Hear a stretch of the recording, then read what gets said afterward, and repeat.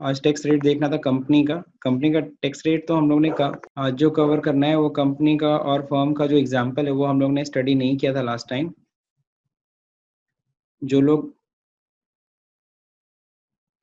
Late से आए, मतलब कि कल या परसों की क्लासेस नहीं किए थे, उन लोग के लिए देख लीजिए। इनकम टैक्स स्लैब रेट के बारे में हम लोग पढ़े थे, और income tax slab individual HUF का क्या होता है, फाइनेंशियल ईयर 1920 असेसमेंट ईयर 2021 का हम लोग डिस्कस किए थे।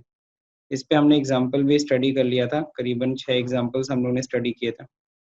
फिर इनकम टैक्स फर्म का क्या रेट होता है, फर्म किस रेट से टैक्सेस देती है, 30% की टैक्स। हाँ, ये मिस हो गया था, ध्यान रहे मंतोष, ये मिस हो गया था हम लोग से। तो income tax rate of firms हम लोग मिस कर दिए थे। उनका इनकम टैक्स जो फर्म देती है वो 30% की रेट से देती है। सरचार्ज है 12%, 12% की रेट से सरचार्ज देगी अगर 1 करोड़ से ऊपर अगर इनकम होती है तो। और हेल्थ सेस, एजुकेशन सेस आपको मिला के कितना देना है, 4%, ये तो सबको पता ही है। बाकी कंपनी का हम लोगों ने देख लिया था, डोमेस्टिक कंपनी किस रेट से टैक्स देती है, 30% and 25%, foreign company 40% and 50%। Next हमने body of individual and association of person का स्लैब भी समझ लिया था, किस रेट से ये लोग टैक्स देते हैं। कोऑपरेटिव सोसाइटी का क्या रेट ऑफ टैक्सेस है, ये भी हम लोग ने स्टडी कर लिया था। लोकल अथॉरिटी किस रेट से टैक्स देती है। ओके, तो यहाँ तक हम लोग ने कंप्लीट कर लिया था। आज हम लोग को एक कंपनी का एग्जांपल देखना था, जैसे कि यहाँ पे दे रखा है एबीसी कंपनी प्राइवेट लिमिटेड। इनकी एनुअल इनकम है 3 करोड़। अब इनका टैक्स अमाउंट आपको चेक करना है। सबको पता है अगर 3 करोड़ इनकम है तो सीधे सीधे टैक्स रेट 30% निकाल लो। तो 3 करोड़ पे 30% कितना आएगा, 90 लाख रुपीस। तो करीबन 90 लाख रुपीस इनका टैक्स अमाउंट आ रहा है। फिर इसमें चूंकि आपको पता है 1 करोड़ से ऊपर है तो इनको सरचार्ज भी देना पड़ेगा। तो कंपनी किस रेट से सरचार्ज देती है, ध्यान रहे। अब यहाँ पे ये नहीं दिया है फॉरेन है कि डोमेस्टिक है। अगर कुछ नहीं दिया है तो हम यही मानेंगे डोमेस्टिक कंपनी है। तो 1 करोड़ से 10 करोड़ के बीच में है तो 7% सरचार्ज है। यानी इस 90 लाख रुपए के ऊपर 7% क्या लगेगा, सरचार्ज। 6,30,000।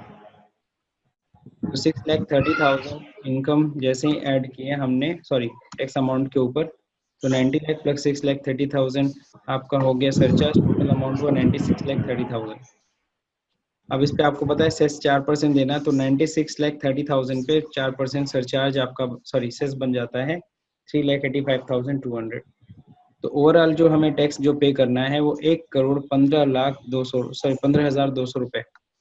तो 1,15,200 रुपीज आपको टैक्स देना पड़ेगा अगर कंपनी का इनकम 3 करोड़ है तो ये तो आपका है एबीसी कंपनी का। अब हम लोग बात करेंगे फर्म का। तो मिश्रा एंड कंपनी जो कि एक फर्म है, इनकी एनुअल इनकम 1.5 करोड़ है। इनका टैक्स रेट, इनके लिए टैक्स रेट भी 30% ही है। तो 30% 1.5 करोड़ के ऊपर आता है कितना, 45 लाख रुपीज। तो 45 लाख रुपीज इनका क्या हो गया, टैक्स अमाउंट आ गया। इस पे सरचार्ज चूंकि 1 करोड़ से ऊपर है तो इनको सरचार्ज 12% के रेट से देना है। तो 45 लाख के ऊपर अगर 12% निकालते तो आता है कितना, 5,40,000। तो 5,40,000 आपका सरचार्ज हो गया, जो कि 45 लाख में जब जुड़ता है तो 50,40,000 रुपीज। ठीक है, लास्ट में सेस हमने 4% ऐड कर दिया।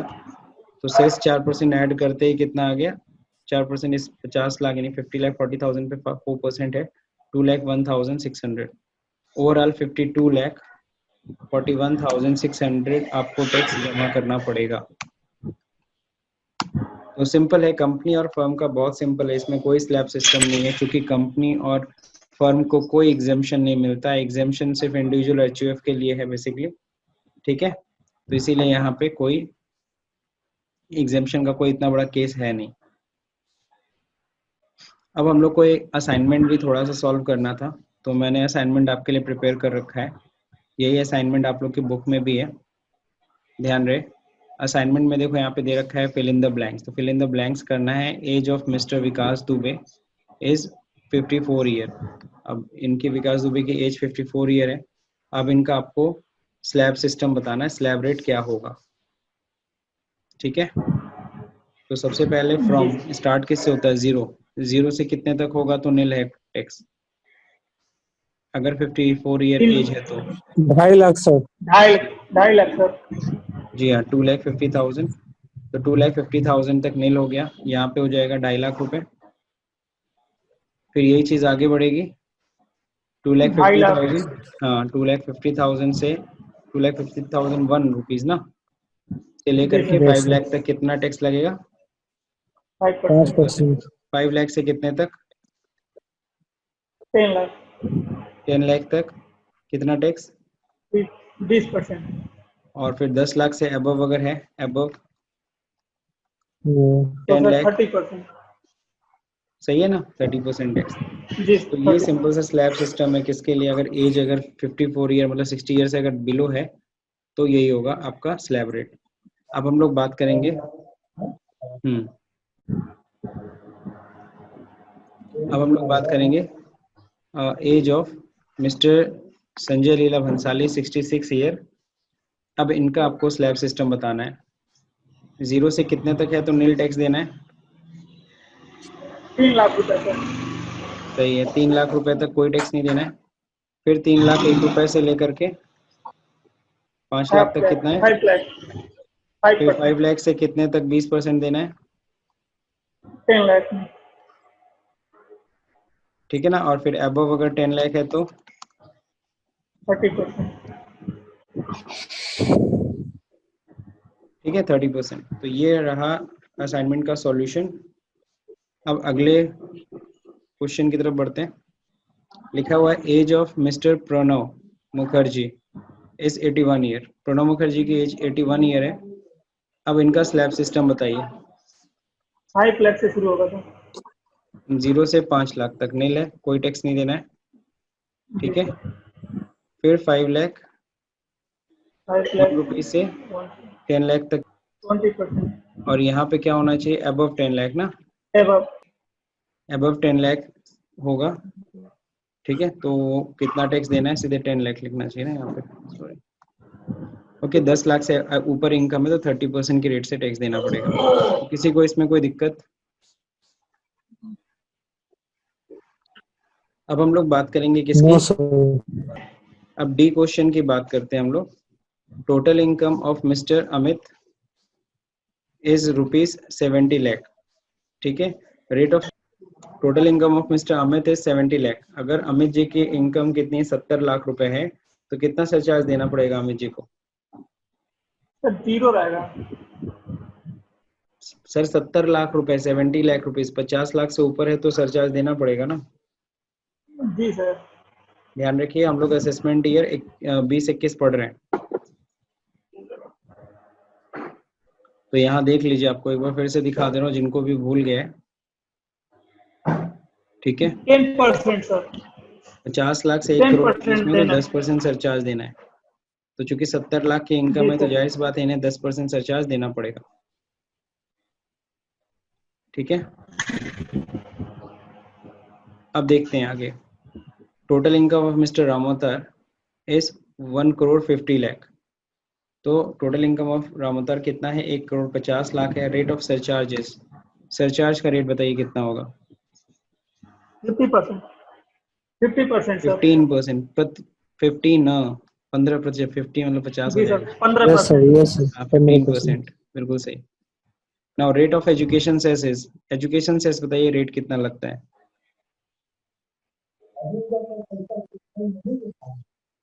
एजुकेशन सेस का रेट क्या है?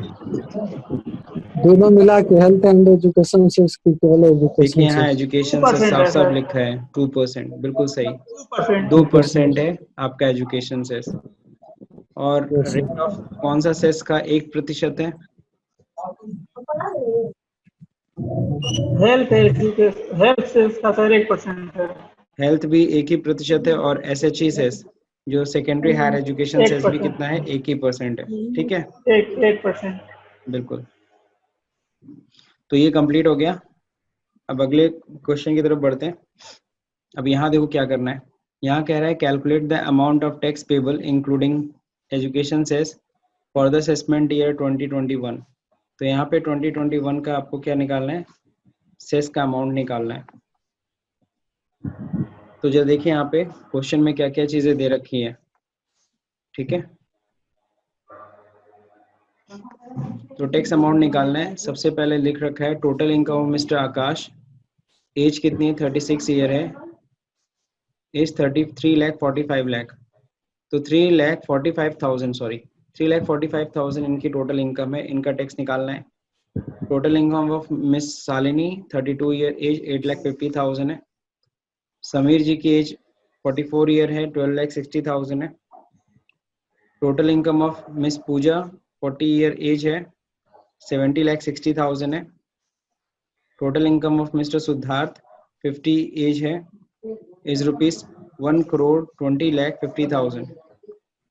Total income of miss Tara age 66 year है, इनकम है 9,04,000। एंड लास्ट है total income of mister Rohit age 81 year है इज रुपीज 60,60,600। हाँ बोलो क्या बोल रहे थे?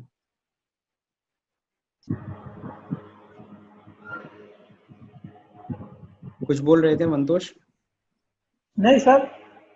तो जो ध्यान रखिएगा, अब इसमें सारे केसेस दे रखे हैं। पहली चीज तो ए से लेकर के ये कहाँ तक, ई तक, यानी 1 2 3 4 5 केसेस है जो बिलो 60 ईयर का है। अब इस बिलो 60 ईयर में भी देखो अलग अलग केसेस। सबसे पहला देखो 3,45,000 है। इसमें बताओ क्या खास बात है इस वाले केस में?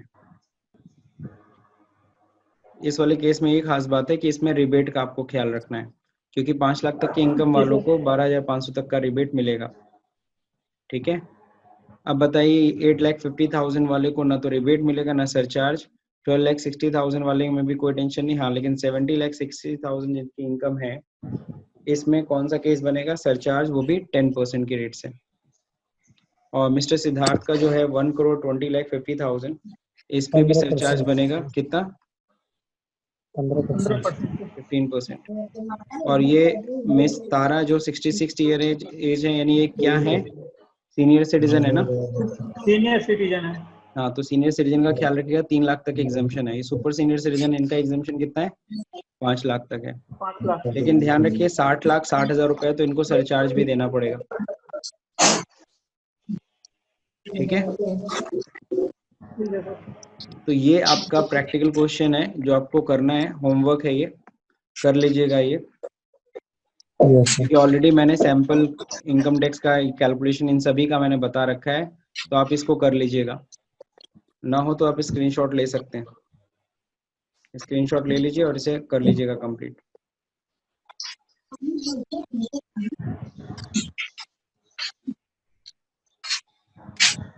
अब देखते हैं आगे। अब हम लोग बात करेंगे स्पेसिफिक रेट ऑफ टैक्स।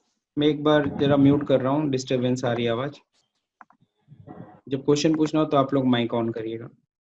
अब देखिए यहाँ पे दे रखा है specific rate of taxes. What is specific rate of tax? देखो, कुछ ऐसी इनकम होती है जिनके ऊपर पहले से रेट ऑफ टैक्सेस एक्सप्लेन किए गए हैं। ठीक है, मतलब उनके ऊपर स्लैब रेट नहीं लगता, या जितना पीछे हमने टैक्स रेट पढ़े वो नहीं लगता। जैसे सबसे पहली चीज बात, मतलब इनकम के अकॉर्डिंगली है। कुछ ऐसे इनकम को डिफाइन किया गया कि इन इनकम पे यही रेट से टैक्स लगेगा, इन पे स्लैब रेट आप गलती से भी नहीं लगा सकते। जैसे लॉन्ग टर्म कैपिटल गेन, अगर लॉन्ग टर्म कैपिटल गेन होती है other than specified in B वाले को छोड़ करके, लॉन्ग टर्म कैपिटल गेन के ऊपर सीधे सीधे 20% टैक्सेस हमें देने पड़ते हैं, ये आपको पता होना चाहिए। तो 20% tax long term capital gain पे टैक्स लगता है। यानी लॉन्ग टर्म कैपिटल, अगर हम लोग पढ़ेंगे कैपिटल गेन चैप्टर, जैसे कि हमने पढ़ा है 5 हेड्स ऑफ इनकम होता है, सैलरी होती है, हाउस प्रॉपर्टी होता है, पीजीबीपी होता है, कैपिटल गेन होता है, अदर सोर्स। तो कैपिटल गेन में 2 तरह की कैपिटल गेन होती है, लॉन्ग टर्म और शॉर्ट टर्म। हम लोग पढ़ेंगे इसको। तो लॉन्ग टर्म कैपिटल गेन के ऊपर 20% टैक्स लगता है। अगर यही लॉन्ग टर्म कैपिटल गेन किसको लेकर के हो, शेयर्स को बेचने में, इक्विटी ओरिएंटेड म्यूचुअल फंड को बेचने से, या यूनिट ऑफ बिजनेस ट्रस्ट को बेचने से, ठीक है ना, कंडीशन की सिक्योरिटी ट्रांजेक्शन टैक्स हम लोग पे किए हों। जब हम लोग शेयर्स खरीदते बेचते हैं, अब सॉल्व होता है सिक्योरिटी ट्रांजेक्शन टैक्स होता क्या है? तो जब हम लोग शेयर्स खरीदते बेचते हैं तो वहां पे एसटीटी लगता है, सिक्योरिटी ट्रांजेक्शन टैक्स। अगर एसटीटी आपने पेड किया हुआ है तो ऐसे केस में लॉन्ग टर्म कैपिटल गेन के ऊपर कितना परसेंट टैक्स आपको देना है? 10%। लेकिन हाँ, 10% तभी अगर लॉन्ग टर्म कैपिटल गेन की वैल्यू कितने से ज्यादा होगी, 1 लाख से ज्यादा होगी तब। Now next, short term capital gain. तो शॉर्ट टर्म कैपिटल गेन इन सब केसेस में आप लोग पढ़ेंगे आगे, अभी ज्यादा डिटेल्स में मत जाइए। तो शॉर्ट टर्म कैपिटल गेन के ऊपर 15% टैक्सेस देने पड़ते हैं। ठीक है ना, वही शेयर वेयर बेचने से जो आपको शॉर्ट टर्म कैपिटल गेन होता है उसको ऊपर 15% टैक्सेस देने पड़ते हैं। तो ये लॉन्ग टर्म शॉर्ट टर्म मुझे पता है आप लोगों को नहीं समझ में आ रहा होगा कि अभी हम लोग ने कैपिटल गेन नहीं पढ़ा, लेकिन जिन्होंने पढ़ा उसको समझ में आया होगा। अब वो तो भले नहीं समझ में आएगा, लेकिन ये डी पॉइंट सबको समझ में आएगा। विनिंग फ्रॉम लॉटरी, अगर आपने लॉटरी, है ना, crossword puzzle, race including horse race, ठीक है, card game, other game of any short gambling और betting of any forms। जैसे सबको पता है बेटिंग गैम्बलिंग, अब कई लोग सोच रहे होंगे इनलीगल होता है, बिल्कुल इनलीगल होता है, लेकिन ध्यान रखिए जब कसिनो में यही गैम्बलिंग चलती है, कार्ड गेम चलता है, तो वो लीगल है, ठीक है ना। तो वहाँ पे कसिनो में जाहिर सी बात है, इंडिया में कई ऐसी जगह है जहाँ पे आपको कसिनो मिलेगा, और कसिनो मतलब जुआघर, जहाँ पे लोग खेलते हैं और वहाँ पैसे हारते हैं, जीतते हैं, तो जीतते हैं जो भी अमाउंट जीतते हैं, या फिर किसी की लॉटरी लग गई, ठीक है ना, तो उससे केस में क्या होता है, जितना भी इनकम है उसको 30% टैक्सेस अपने पे करने पड़ेंगे उस इनकम के ऊपर, ठीक है। तो 30% फ्लैट रेट लगता है, उस पर कोई एग्जाम्पशन नहीं है। किसी ने लॉटरी में अगर सपोज करो 3 लाख रुपए जीता है, तो सीधे सीधे उसको कितना देना है, 30% टैक्सेस पे कर देने हैं। 1 लाख जीता है तो 30,000 देगा। अब हम लोग बात करेंगे income by way of dividend exceeding 10 lakh in aggregate. अगर, ठीक है, अगर डिविडेंड, अगर कमाई हो रही है कितने से अधिक है, एक्सीडिंग 10 लाख इन एग्रीगेट, तो आपको कितना परसेंट टैक्स देना है, 10% टैक्सेस देना है। ऊपर हम लोग ने पीछे पढ़े भी है। अब हम लोग बात करेंगे क्या, अनएक्सप्लेन्ड मनी। तो कई बार होता है आपके पास कुछ पैसा पड़ा होता है, और इनकम टैक्स वाले जैसे लाइक आप देखते हो कि रेड आउट करते हैं, तो उसमें क्या होता है, किसी के घर से कुछ पैसा मिला, और जब उससे पूछा ये पैसा कहाँ से है, वो नहीं बता पा रहा है, that is called unexplained money. यानी ऐसा पैसा जो आपके पास है तो, बट आप ये नहीं बता पा रहे हो ये पैसा आपने कहाँ से कमाया या कहाँ से आया, तो उसको अनएक्सप्लेन्ड मनी कहते हैं, ठीक है ना। बाकी एक फिल्म सबने देखी होगी, रेड मूवी, ठीक है, तो उस रेड मूवी में आपने देखा था वो छापा मारता है और उसको बहुत सारे पैसा मिलता है, तो वो सब अनएक्सप्लेन्ड मनी है। वो जिसके पास भी पैसा पाया तो वो बता भी नहीं पाता ये पैसा कहाँ से आया, ठीक है, मतलब बताता ही नहीं है, पता तो सब रहता है। इन्वेस्टमेंट, सबको पता है अगर अनएक्सप्लेन्ड इन्वेस्टमेंट है, एक्सपेंडिचर है, तो इसको भी इनकम की तरह ट्रीट किया जाता है, डीम्ड एज इनकम। डीम्ड मतलब होता है मान लेना। तो कई बार होता है कि आपने ऐसे जगह इन्वेस्टमेंट, कहीं जमीन वमीन खरीदा है और उसको दिखाया नहीं है अपने रिटर्न्स में, और उसको क्या क्या लिया जाता है, इनकम की तरह ट्रीट किया जाता है। और उसके ऊपर किस इस तरह के अनएक्सप्लेन्ड मनी, इन्वेस्टमेंट, एक्सपेंडिचर के ऊपर जिनको इनकम की तरह ट्रीट किया जाएगा, उसको ऊपर कितना परसेंट टैक्स लगता है, 60% टैक्स लगता है, 60%, ठीक है। तो 60% टैक्सेस यू हैव टू पे। आफ्टर पेइंग 60% टैक्सेस, देन वो कौन सी इनकम हो जाती है, देन जो भी 40% बचा उसके ऊपर वो आपकी लीगल इनकम होगी।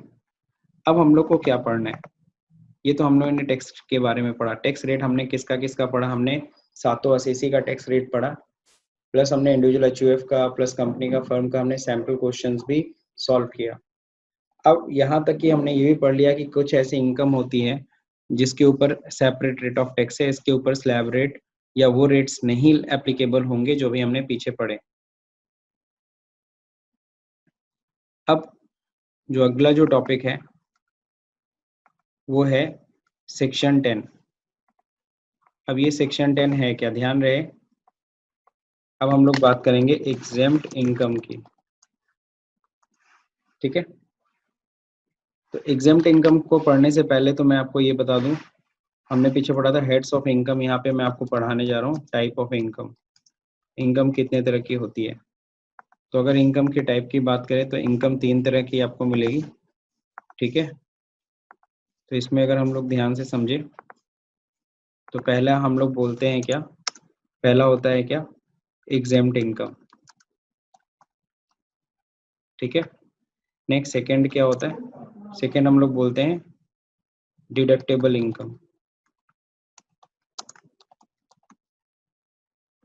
ठीक है।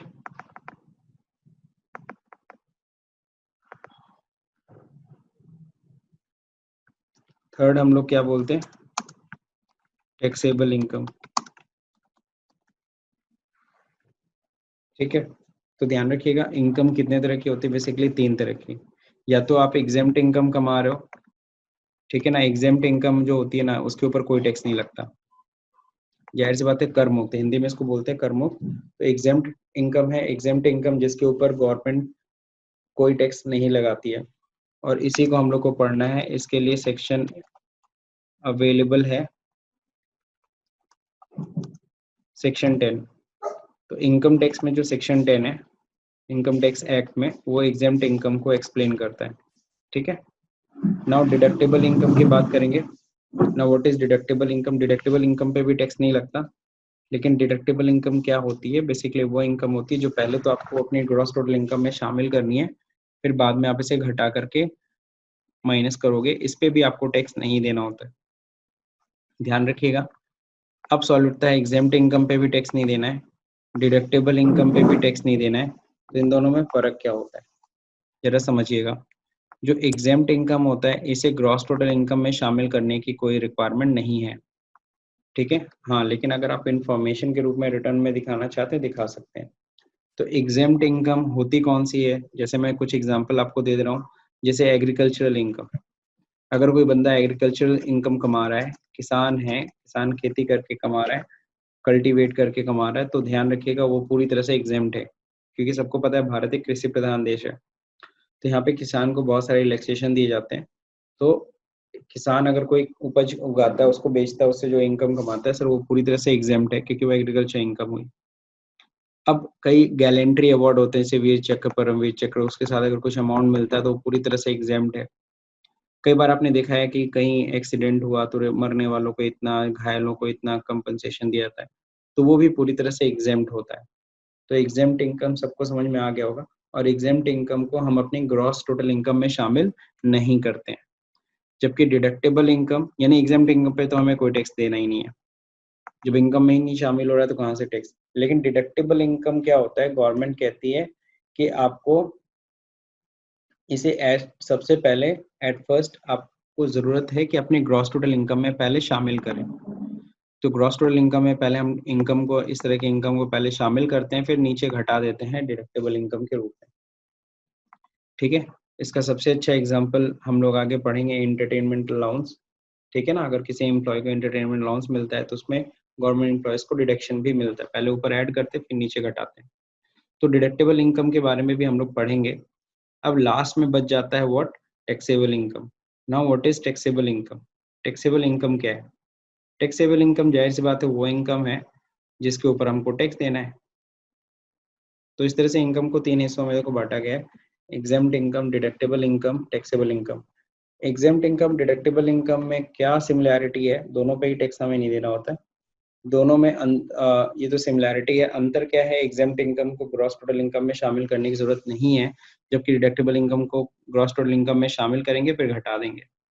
बाकी टैक्सेबल इनकम सबको समझ में आ रहा है, जिस इनकम पे हमें टैक्स देना है, ठीक है। अब हम लोग यहीं पे डिस्कस करेंगे क्या चीज, एग्जेम्प्ट इनकम कौन कौन से हैं। तो चलिए एग्जेम्प्ट इनकम भी हम लोग डिस्कस कर लेते हैं। No, what is exempt income? Exempt income में जैसे कुछ इनकम के बारे में मैंने बताया, एग्रीकल्चर इनकम होता है जो एग्जेम्प्ट है। अब सेक्शन 10 में जो देखते हैं कौन कौन से इनकम। सबसे पहले इनकम तो यही लिख देता हूँ, agriculture income.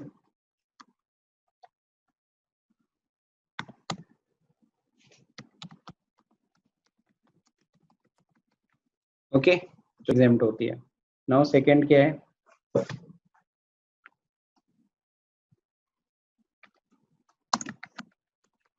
Share of partners, ठीक है, share of income from partnership firm.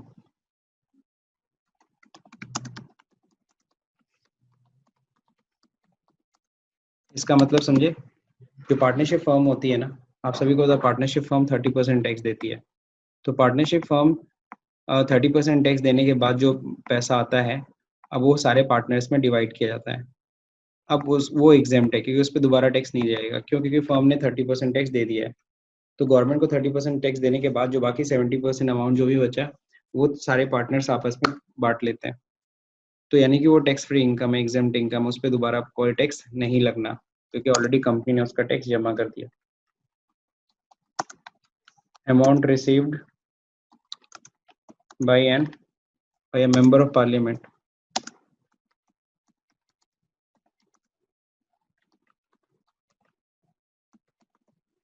okay, so amount जो member of parliament, member of HUF, sorry parliament नहीं है, सॉरी मेंबर ऑफ HUF, सही है। जिस तरीके से अभी हम लोग बात कर रहे हैं कि पार्टनरशिप फर्म को जो इनकम होती है, पार्टनरशिप फर्म उस पर 30% टैक्स देती है, उसके बाद जो शेयर्स मिलते हैं पार्टनर्स को वो पूरी तरह से एग्जेम्प्ट है। उसी तरह से amount receive by member of HUF, Hindu underworld family, आप सभी को पता है हिंदू अंडरवर्ल्ड फैमिली को पे टैक्स कौन देता है? कर्ता ने टैक्स दे दिया। अब जो भी इनकम बची उस पर अब क्या है, पूरी तरह से एग्जेम्प्ट है, उस पर अब तो कोई टैक्स नहीं जमा करने। देन ग्रेजुटी होती है।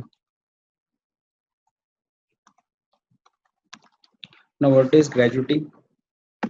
देखो सैलरी में होता है कि अगर जब भी कोई भी कंपनी में, एक रूल है कि कंपनी में अगर कोई एम्प्लॉय अगर कंटिन्यूअस 5 ईयर वर्क कर लेता है तो हर साल कंप्लीट होने पे 15 डेज की एक्स्ट्रा सैलरी बनती है उसकी। और ये 15 डेज की एक्स्ट्रा सैलरी कैलकुलेट होती रहेगी। मिलेगा कब? रिटायरमेंट पे और रेजिग्नेशन पे, विच एवर इज अर्लियर, जो दोनों में से पहले हो एम्प्लॉय को ग्रेजुटी दिया जाता है। तो ग्रेजुटी एक तरह की सीनियरिटी का दिया जाता है, तो ग्रेजुटी में भी एग्जेम्पशन मिलता है। ठीक है। Now payment to MP MLA,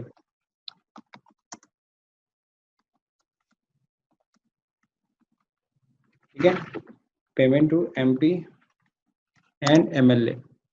तो कोई भी पेमेंट अगर MP MLA को होती है तो वो भी क्या होती है? एग्जेम्प्ट होती है, एग्जेम्प्ट मानी जाती है। जस्ट लाइक उनको डेली अलाउंस जो भी मिलता है ना, वो पूरी तरह से एग्जेम्प्ट है क्योंकि मान लिया जाता है कि पूरा का पूरा खर्च हो गया। पढ़ेंगे आगे हम लोग डेली अलाउंसेस होता क्या है। लास्ट पॉइंट है income of registered trade union.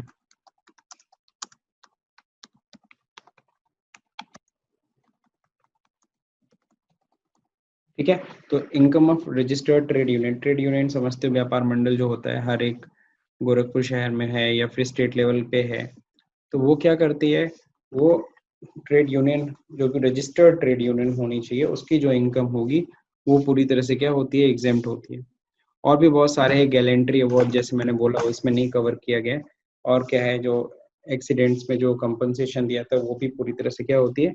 Exempt होती है। तो लिस्ट और लंबी है, सेक्शन 10 आप ऐसे फाइंड आउट कर सकते हो गूगल पे जा करके। ठीक है, ये डिस्कनेक्ट होने वाला, आप लोग कनेक्ट हो जाइएगा अटेंडेंस के लिए। Section 10, section 10 of income tax act exemptions के बारे में देखो यहाँ पे दिया है, पूरी लिस्ट है, ये लिस्ट पूरी पढ़ सकते हो आप। यहाँ पे पूरा का पूरा है जो फुल्ली एग्जाम्प्ट है कैसे है, ये पूरी लिस्ट यहाँ पे दे रखा है। सब सेक्शन भी बाइफरफिकेट कर रखा है। ठीक है, तो आज के लिए